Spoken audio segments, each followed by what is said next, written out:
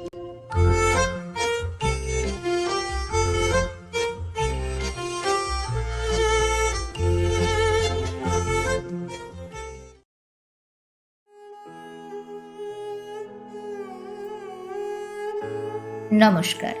গল্প বলবো বলে চ্যানেলে আপনাদের সকলকে স্বাগত জানাই।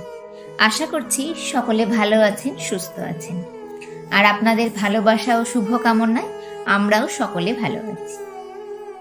আচ্ছা, কঙ্কাল এই জিনিসটার সাথে আমরা কম বেশি সকলেই পরিচিত, কিন্তু যারা চিকিৎসাবিদ্যার সাথে যুক্ত তারা সাধারণ মানুষের থেকে একটু বেশিই পরিচিত। তারা কঙ্কাল নিয়ে নাড়াচাড়া করতে করতে অভ্যস্ত হয়ে গিয়েছেন। এটা নিয়ে তাদের মধ্যে কোনো ভয় আর কাজ করেন। কিন্তু আমরা বোধহয় অনেকেই কম বেশি ভয় পাই, তাই না? যাই হোক, চলুন আজ আপনাদের বিশ্বকবি রবীন্দ্রনাথ ঠাকুর রচিত ছোট গল্প কঙ্কাল শোনাব। আমরা 3 বাল্যসঙ্গী। যে ঘরে শয়ন করিতাম তার পাশের ঘরের দেওয়ালে একটি আস্ত নরকঙ্কাল ঝুলানো থাকিত। রাত্রে বাতাসে তাহার হাড়গুলো খটখট শব্দ করিয়া নড়িত। দিনের বেলায় আমাদিগকে সেই হাড় নাড়িতে হইত। আমরা তখন পণ্ডিত মহাশয়ের নিকট মেঘনাদবধ এবং ক্যাম্বেল স্কুলের এক ছাত্রের কাছে অস্থিবিদ্যা পড়িতাম। আমাদের অভিভাবকের ইচ্ছা ছিল আমাদিগকে সহসা সর্ববিদ্যায় পারদর্শী করিয়া তুলিবেন। তাহার অভিপ্রায় কতদূর সফল হইয়াছে যাহারা আমাদিগকে জানেন তাহাদের নিকট প্রকাশ করা বাহুল্য, এবং যাহারা জানেন না তাহাদের নিকট গোপন করাই শ্রেয়। তাহার পর বহুকাল অতীত হইয়াছে। ইতিমধ্যে সেই ঘর হইতে কঙ্কাল এবং আমাদের মাথা হইতে অস্থিবিদ্যা কোথায় স্থানান্তরিত হইয়াছে অন্বেষণ করিয়া জানা যায় না। অল্পদিন হইল একদিন রাত্রে কোনো কারণে অন্যত্র স্থানাভাব হওয়াতে আমাকে সেই ঘরে শয়ন করিতে হয়। অনভ্যাসবশত ঘুম হইতেছে না। এপাশ ওপাশ করিতে করিতে গির্জার ঘড়িতে বড় বড় ঘণ্টাগুলো প্রায় সব কটা বাজিয়া গেল। এমন সময় ঘরের কোণে যে তেলের সেজ জ্বলিতেছিল সেটা প্রায় মিনিট 5 ধরিয়া হাবি খাইতে খাইতে একেবারে নিবিয়া গেল। ইতিপূর্বেই আমাদের বাড়িতে 2-1টা দুর্ঘটনা ঘটিয়াছে, তাই এই আলো নেবা হইতে সহজেই মৃত্যুর কথা মনে উদয় হইল। মনে হইল এই যে রাত্রি 2 প্রহরে একটি দীপশিখা চিরান্ধকারে মিলিয়া গেল, প্রকৃতির কাছে ইহাও যেমন, আর মানুষের ছোট্ট ছোট্ট প্রাণশিখা কখনো দিনে কখনো রাত্রে হঠাৎ নিবিয়া বিস্তৃত হইয়া যাওয়া তাহাও তেমনই। ক্রমে সেই কঙ্কালের কথা মনে পড়িল। তাহার জীবিতকালের বিষয় কল্পনা করিতে করিতে সহসা মনে হইল একটি চেতন পদার্থ অন্ধকারে ঘরের দেওয়াল হাতড়াইয়া আমার মশারির চারিদিকে ঘুরিয়া ঘুরিয়া বেড়াইতেছে। তাহার ঘন ঘন নিঃশ্বাসের শব্দ শোনা যাইতেছে। সে কি যেন খুঁজিতেছে, পাইতেছে না, এবং দ্রুততর বেগে ঘরময় প্রদক্ষিণ করিতেছে। নিশ্চয়ই বুঝিতে পারিলাম সমস্তই আমার নিদ্রাহীন উষ্ণ মস্তিষ্কের কল্পনা, এবং আমারই মাথার মধ্যে বোবো করিয়া যে রক্ত ছুটিতেছে তাহাই দ্রুত পদশব্দের মতো শোনাইতেছে। কিন্তু তবুও গা ছমছম করিতে লাগিল।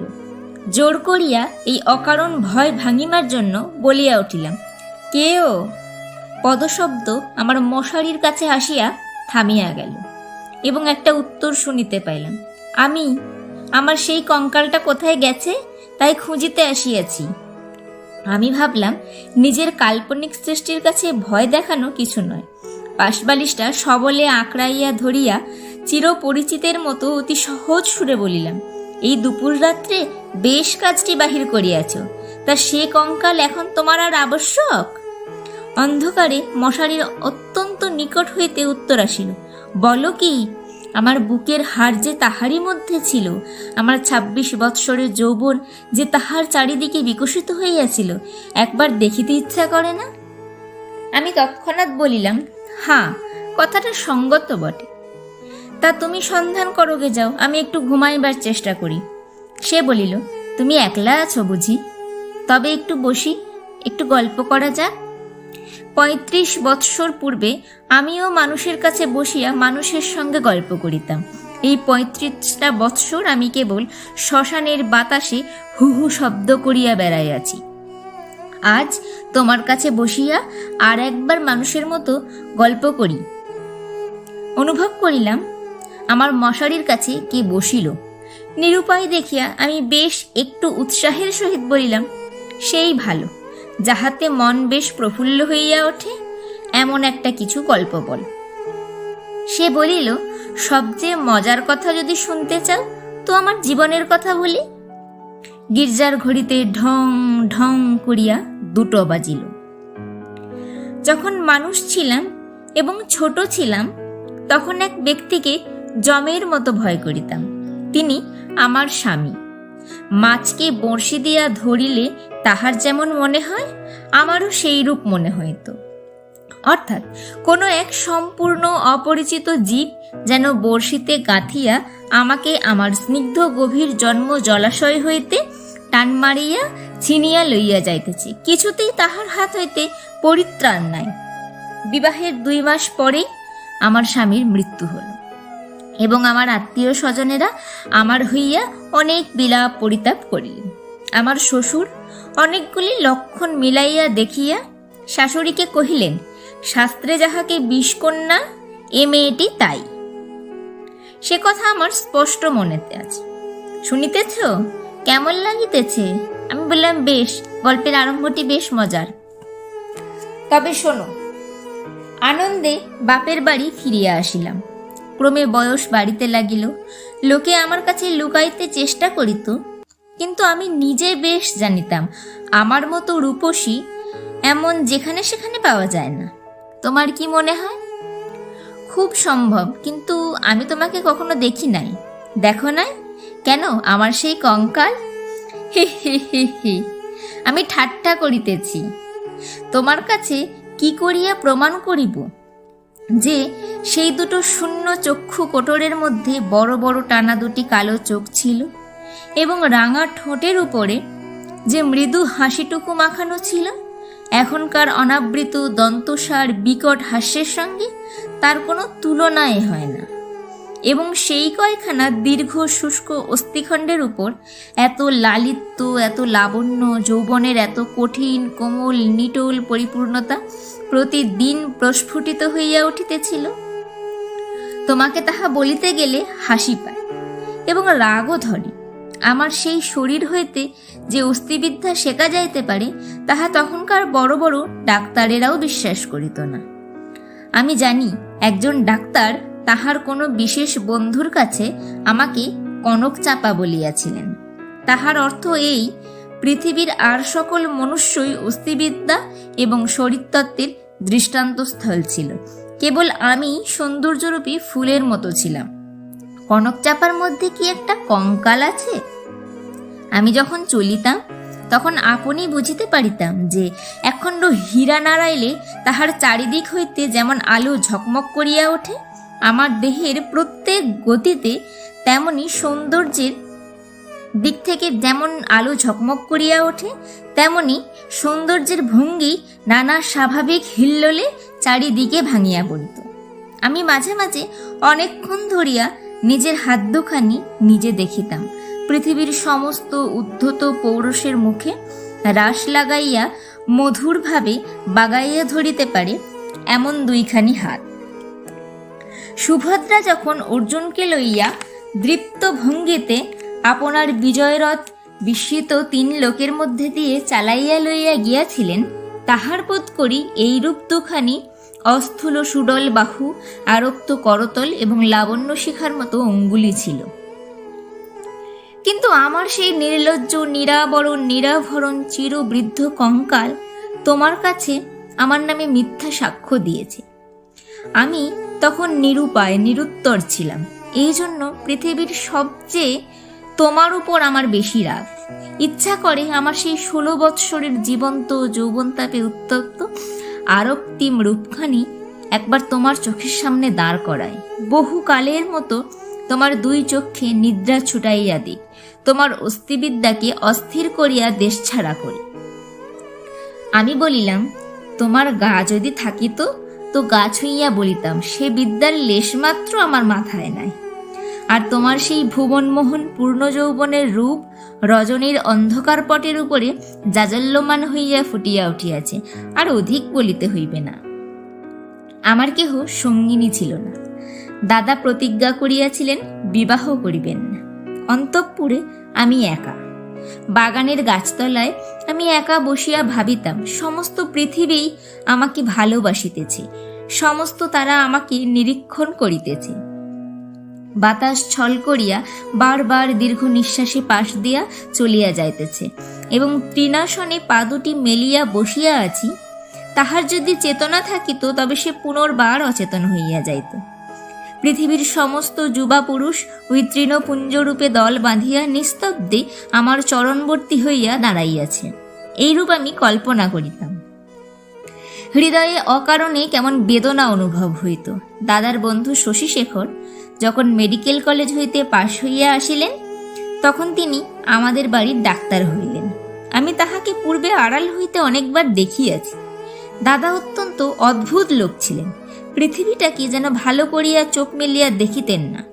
সংসারটা যেন তাহার পক্ষে যথেষ্ট ফাঁকা নয়, এই জন্য সরিয়া সরিয়া একেবারে প্রান্তে গিয়া আশ্রয় লইয়াছে। তাহার বন্ধুর মধ্যে এক শশীশেখর।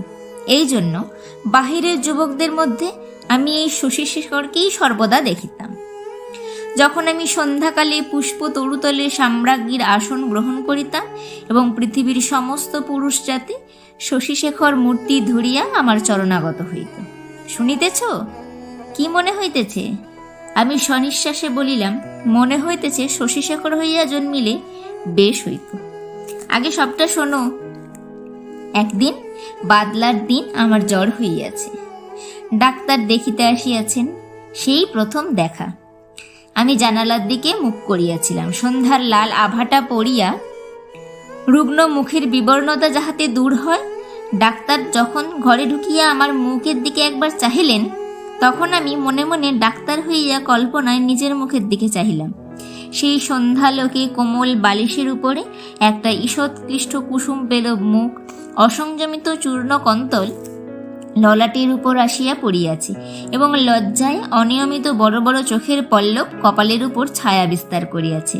ডাক্তার নম্র মৃদুস্বরে দাদাকে বলিলেন, একবার হাতটা দেখিতে হইবে। আমি গাত্রাবরণের ভিতর হইতে ক্লান্ত সুগোল হাতখানি বাহির করিয়া দিলাম। একবার হাতের দিকে চাহিয়া দেখিলাম, যদি নীলবর্ণ কাঁচের চুড়ি পরিতে পারিতাম তো আরো বেশ মানাইত। রোগীর হাত লইয়া নাড়ি দেখিতে ডাক্তারের এমন ইতস্তত ইতিপূর্বে কখনো দেখি নাই। অত্যন্ত অসংলগ্নভাবে কম্পিত অঙ্গুলিতে নাড়ি দেখিলেন। তিনি আমার জ্বরের উত্তাপ বুঝিলেন। আমিও তাহার অন্তরের নাড়ি কিরূপ চলিতেছে কতকটা আভাস পাইলাম। বিশ্বাস হইতেছে না? আমি বলিলাম, অবিশ্বাসের কোনো কারণ দেখতেছি না। মানুষের নাড়ি সকল অবস্থায় সমান চলে না। কালক্রমে আরো 2-4 বার রোগ ও আরোগ্য হইবার পরে দেখিলাম, আমার সেই সন্ধ্যাকালের মানুষ সভায় পৃথিবীর কোটি কোটি পুরুষ সংখ্যা অত্যন্ত হ্রাস হইয়া ক্রমে একটিতে আসিয়া ঠেকিল। আমার পৃথিবী প্রায় জনশূন্য হইয়া আসিল। জগতে কেবল একটি ডাক্তার এবং একটি রোগী অবশিষ্ট রহিল। আমি গোপনে সন্ধ্যাবেলায় একটি বাসন্তী রঙের কাপড় পরিতাম, ভালো করিয়া খোঁপা বাঁধিয়া মাথায় একগাছি বেলফুলের মালা জড়াইতাম। একটি আয়না হাতে লইয়া বাগানে গিয়া বসিতাম। কেন, আপনাকে দেখিয়া কি আর পরিতৃপ্ত হয় না? বাস্তবে কি হয় না? কেননা আমি তো আপনি আপনাকে দেখিতাম না। আমি তখন একলা বসিয়া 2 জন হইতাম। আমি তখন ডাক্তার হইয়া আপনাকে দেখিতাম, মুগ্ধ হইতাম, ভালোবাসিতাম এবং আদর করিতাম। অথচ প্রাণের ভিতরে একটা দীর্ঘ নিঃশ্বাস সন্ধ্যা বাতাসের মতো হুহু করিয়া উঠিত।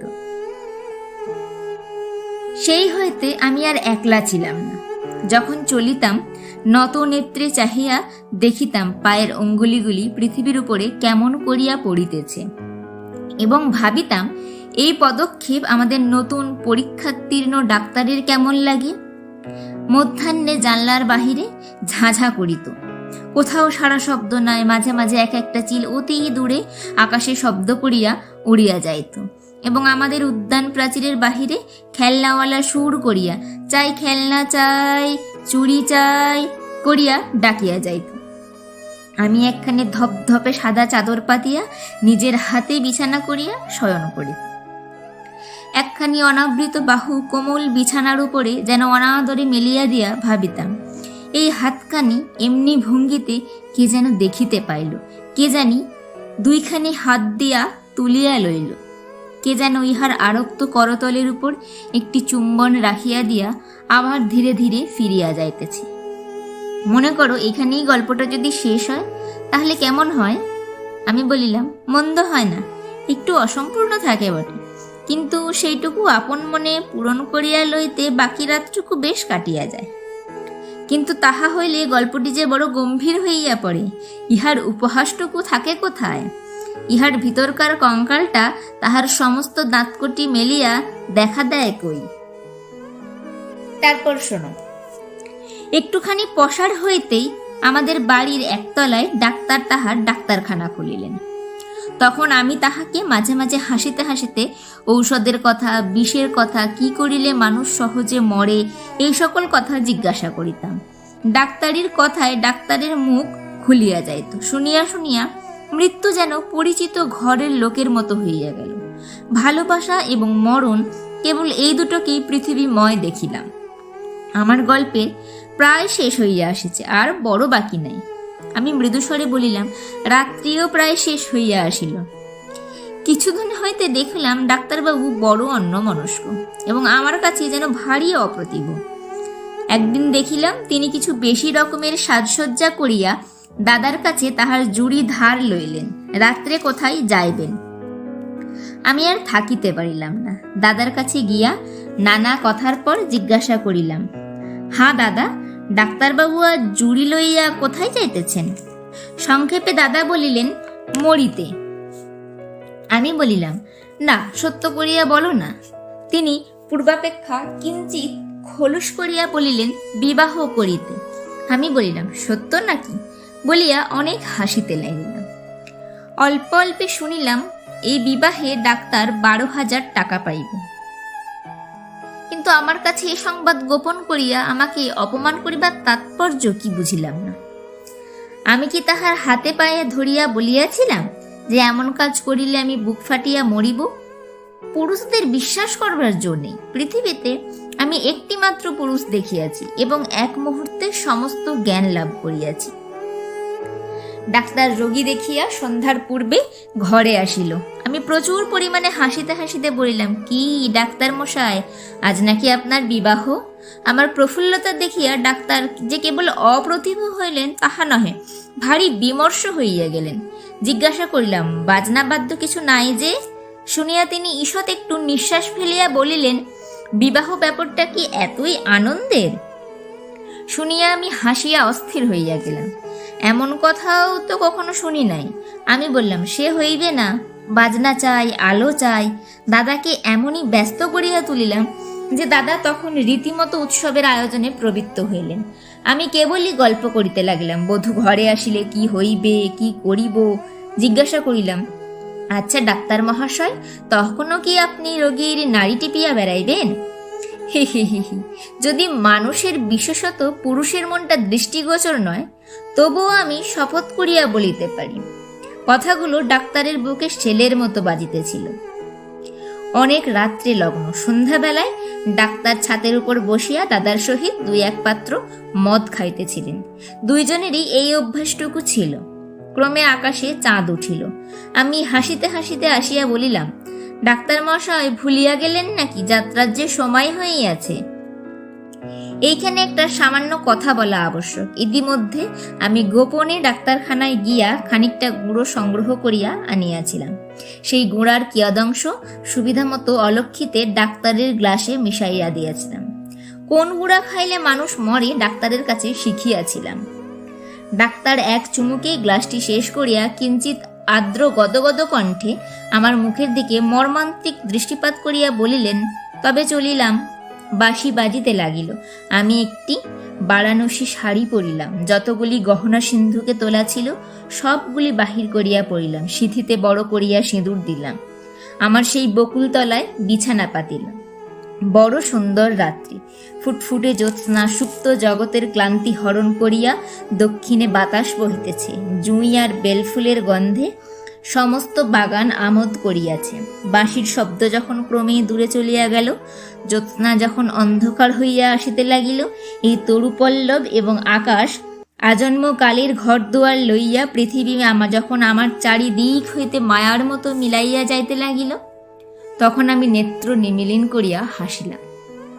ইচ্ছা ছিল লোকে আসিয়া আমাকে দেখিবে যখন, তখন এই হাসিটুকু যেন রঙিন নেশার মতো আমার ঠোঁটের কাছে লাগিয়া থাকে। ইচ্ছা ছিল যখন আমার অনন্ত রাত্রির বাসর ঘরে ধীরে ধীরে প্রবেশ করিব, তখন এই হাসিটুকু এখান হইতে মুখে করিয়া লইয়া যাইব। কোথায় বাসর ঘর, কোথায় সে বিবাহের বেশ, কোথায়? নিজের ভিতর হইতে একটা খটখট শব্দে জাগিয়া দেখিলাম, আমাকে লইয়া 3টি বালক অস্থিবিদ্যা শিখিতেছে। বুকের যেখানে সুখ দুঃখ ধুকধুক করিত এবং যৌবনের পাপড়ি প্রতিদিন একটি একটি করিয়া প্রস্ফুটিত হইত, সেইখানে বেত্র নির্দেশ করিয়া কোন অস্থির কি নাম মাস্টার শিখাইতেছে। আর সেই যে অন্তিম হাসিটুকু ওষ্ঠের কাছে ফুটাইয়া তুলিয়াছিলাম, তাহার কোনো চিহ্ন দেখিতে পাইছিলে কি? গল্পটি কেমন লাগলো? আমি বললাম, বেশ প্রফুল্লকর। এমন সময় প্রথম কাক ডাকিল। জিজ্ঞাসা করিলাম, এখনো আছো কি? কোনো উত্তর পাইলাম না। ঘরের মধ্যে ভোরের আলো প্রবেশ করিল। আজকের গল্পটি এখানেই সমাপ্ত হল। গল্প বলবো বলের তরফ থেকে আমি সঞ্চিতা ছিলাম এতক্ষণ আপনাদের সাথে। তো বন্ধুরা, কেমন লাগলো কঙ্কালের দুঃখের কাহিনী? কমেন্ট করে জানাতে ভুলবেন না। গল্পটি যদি ভালো লাগে একটি লাইক করবেন ও আপনাদের সকল বন্ধুদের সাথে শেয়ার করবেন। আর এই রকম আরও ছোট গল্প শোনার জন্য চ্যানেলটিকে খুব তাড়াতাড়ি সাবস্ক্রাইব করবেন। আজকের মতো বিদায়। হাজির হব আগামী রবিবার আরও নতুন একটি গল্প নিয়ে। ততক্ষণ সকলে খুব ভালো থাকবেন, সুস্থ থাকবেন, সাবধানে থাকবেন। শুভরাত্রি বন্ধুরা।